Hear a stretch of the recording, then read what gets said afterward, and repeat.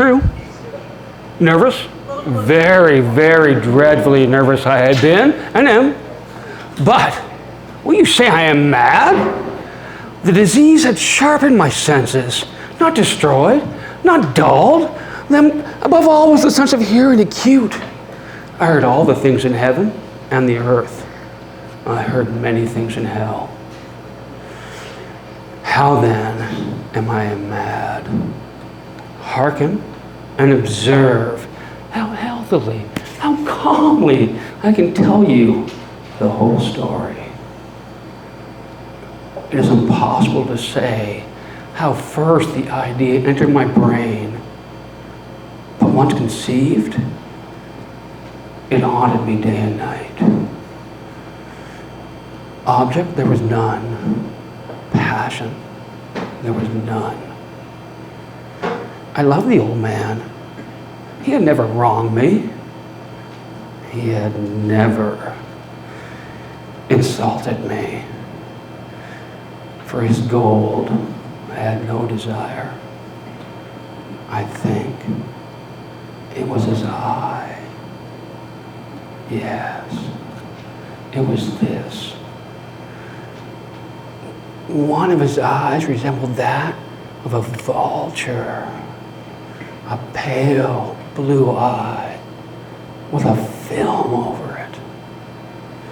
Whenever it fell upon me, my blood ran cold, and so by degrees, very gradually, I made up my mind to take the life of that old man, and thus rid myself of that eye forever. Now, this is the point. You fancy me mad. Madmen know nothing. How you should have seen me. You should have seen how wisely I proceeded, with what caution, with what foresight, with what dissimulation. I went to work. I was never kinder to that old man than the week before I killed him.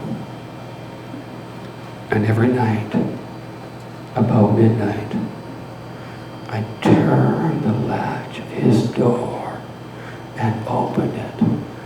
Oh, so gently.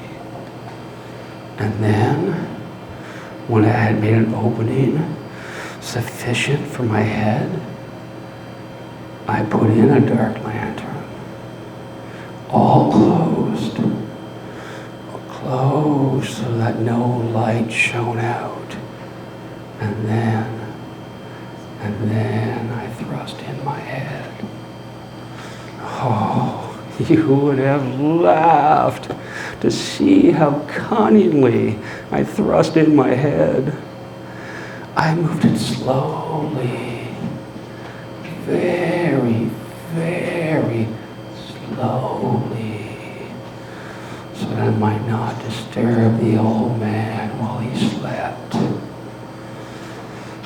It took me an hour to place my whole head within that opening, so far so I could see him as he lay upon his bed. Ah, would a madman have been so wise as this? And then, when my head was well in the room, I undid the lantern cautiously. Oh, so cautiously. For the hinges creaked. I undid it just so much that a single ray fell upon that vulture eye. This I did for 7 long nights. Every night, just at midnight. But I found the eye always closed. And so, it was impossible to do the work. For it was not the old man who vexed me, but it was his evil eye. And every morning when the day broke, I went boldly into his chamber and spoke courageously to him, calling him by name in a hearty tone and inquiring how had he passed the night. So you see, he would have been a very profound old man indeed to suspect that every night, just at 12, I looked at him while he slept. Upon the 8th night, I was more than unusually cautious in opening the door. A watch's minute hand moves more quickly than did mine. Never before that night I had felt the extent of my own powers, of my sagacity. I could scarcely contain my feelings of triumph. To think that there I was, opening the door, little by little. And he, not even to dream of my secret deeds or thoughts? Oh, I fairly chuckled at the idea. Perhaps he heard me, for he moved on the bed suddenly, as if startled. Now, you may think I drew back, but no. His room was as black as pitch, with the thick darkness, for the shutters were closed, fastened through fear of robbers. And so I knew that he could not see the opening of the door, and I kept pushing it on steadily, steadily. I had my head in and was about to open the lantern when my thumb slipped upon the tin fastening, and the old man sprang up in bed crying, "Who's there?" I kept quite still and said nothing. For a whole hour, I did not move a muscle. In the meantime, I did not hear him lie down. He was still sitting up on the bed listening,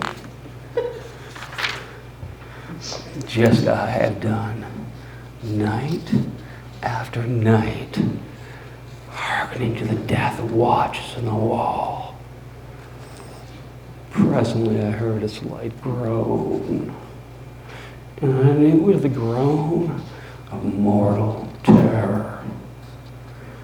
It was not the groan of pain or of grief. Oh no. It was a low, stifled sound that arises from the bottom of the soul when overcharged with awe. I knew that sound well. Many a night, just at midnight, when all the world slept, it had welled up in my own bosom, deepening with its dreadful echo the terrors that distracted me. I say I knew it well. I knew what the old man felt, and I pitied him, although I did chuckle at heart. I knew that he had been lying awake ever since that first slight noise, when he had turned in his bed. His fears had been growing upon him ever since. He had been trying to fancy them causeless, but could not. He had been saying to himself, "It's nothing but the wind of the chimney. It's only a mouse crossing the floor. Or it's merely a cricket which has made a single chirp." Yeah, he'd been trying to comfort himself with these suppositions, but he found them all in vain. All in vain. The approaching him had stalked with his black shadow before him and enveloped his victim. And it was the mournful influence of this unperceived shadow that caused him to feel, although I neither saw nor heard, to feel the presence of my head within that room. When I had waited a long time, very patiently, without hearing him lie down, I resolved to open a very, very little crevice in that lantern. So I opened it. You cannot imagine how stealthily, until at length, a single dim ray, like a thread of the spider, shot from out of the crevice and fell upon that vulture eye. It was open, wide open, and I grew furious as I gazed upon it. I saw it with perfect distinctness, all a dull blue, with a hideous veil over the chill, the very marrow of my bones. But I could see nothing else of the old man's face or person, if by instinct, upon that damned spot. And now, have I not told you that what you mistake for madness is but over-acuteness of the senses? Now, I say to you, there came to my ears a low, dull, quick sound, such as the watch makes when enveloped in cotton. I knew that sound well, too. It was the beating of that old man's heart. It increased my fury, as the beating of a drum inspires the soldiers to courage. But even yet, I refrained and kept still. I scarcely breathed. I held the lantern motionless. I tried how steadily can I maintain the ray upon that eye. Meantime, the hellish tattoo of the heart increased. It grew quicker and quicker and louder every instant. The old man's terror must have been extreme. It grew louder. I say louder every moment. Do you mark me well? I have told you that I am nervous, and so I am. And now, at the dread hour of the night, amid the dreadful silence of that old house, so strange, some minutes longer I refrained and stood still, but the beating grew louder. I thought the heart must burst, and now a new anxiety seized me. That sound would be heard by a neighbor. The old man's hour had come. With a loud yell, I threw open the lantern and leaped into the room. He shrieked once, only once. In an instant, I had dragged him to the floor, and I pulled the heavy bed over him. And I then smiled gaily to find the deed so far done. But for many minutes, the heart beat on with a muffled sound. This, however, did not vex me. It would not be heard through the wall. At length, it ceased. The old man was dead. I removed the bed and examined the corpse. Yes, he was stone dead. I placed my hand upon his heart and I held it there many minutes. There was no pulsation. He was stone dead. His eye would trouble me no more. You still think me mad? You will think so no longer when I describe the wise precautions I took for the concealment of the body. The night waned, and I worked hastily, but in silence. First of all, I dismembered the corpse. I cut off the head, then the arms, then the legs. And then took up 3 planks from the floor into the chamber and deposited them all between the scantlings. And then replaced the boards so cleverly, so cunningly, that no human eye could see, not even his.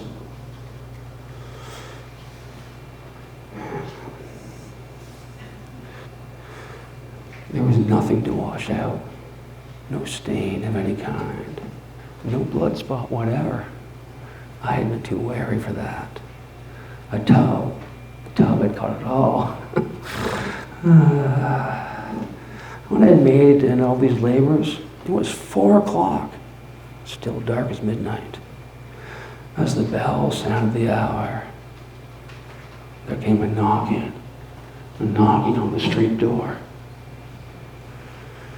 I went down to open it with a light heart, for what now did I have to fear, who interested themselves with perfect suavity as officers of the police? A shriek had been heard by a neighbor during the night. Suspicion of foul play had been aroused. Information had been lodged at the police office, and they, the officers, had been deputed to search the premises. I smiled, for what had I to fear? I bade the gentleman welcome. The shriek, I said, it was my own in a dream. The old man, I mentioned, was absent in the country. I took my visitors all over the house. I bade them search well. I led them at length to his chamber. I showed them his treasures, secure. Sorry. Search well. I showed them his treasures secure and undisturbed. In the enthusiasm of my confidence, I brought chairs into the room and desired them here to rest from their fatigues. I placed my own seat upon the very spot where reposed the corpse of my victim. The officers were satisfied.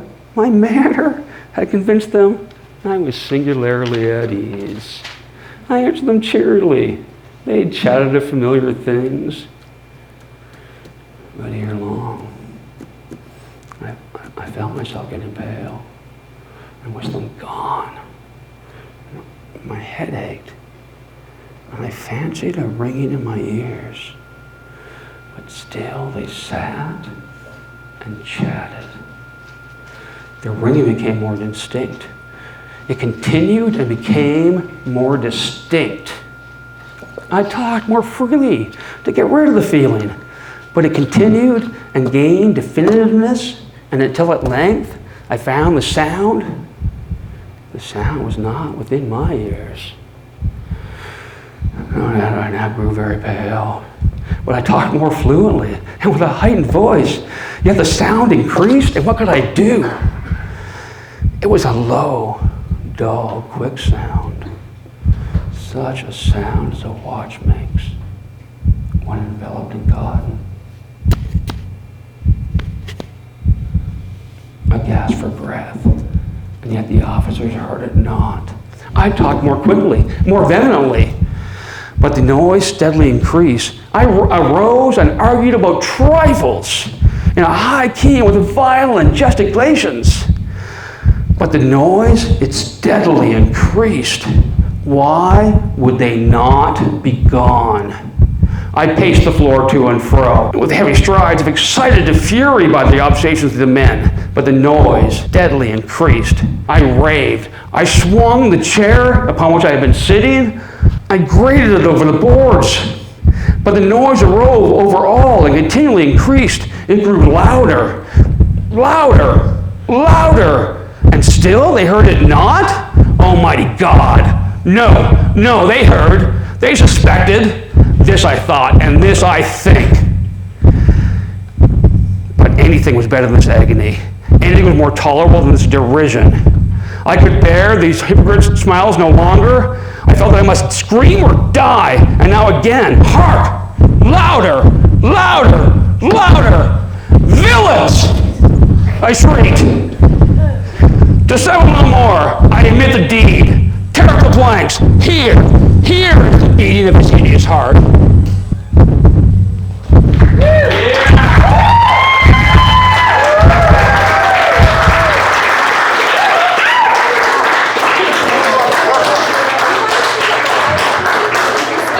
I will say for the second time tonight, genders,